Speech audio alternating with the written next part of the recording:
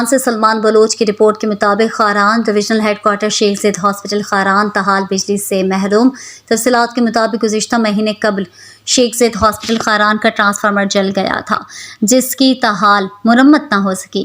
MS اور دیگر staff بغیر بجلی کی ڈیوٹی سر انجام دے رہے ہیں اور صبح کے وقت کم وسائل میں متبادل بجلی استعمال کر رہے ہیں۔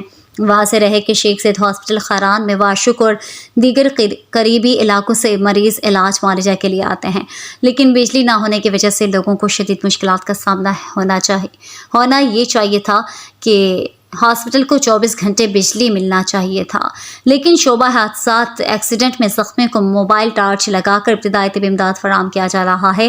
ذرائع کے مطابق ہاسپٹل بجلی کنیکشن میں فنی خرابی ہونے کی وجہ سے بار بار ٹرانسفارمر جل جاتا ہے۔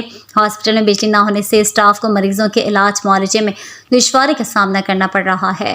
خاران کے عوامی حلقوں نے وزیر خزانہ و معدنیات اور MPA خاران میر شعیب جان نوشیروانی، ڈپٹی کمشنر خاران کیسکو انتظامیہ خاران اور دیگر ذمہ داران سے مطالبہ کیا ہے کہ فوری طور پر شیخ زید ہاسپٹل خاران میں ٹرانسفارمر کی خرابی کا نوٹس لے کر فی الفور بجلی بحال کے لیے اقدامات اٹھائیں۔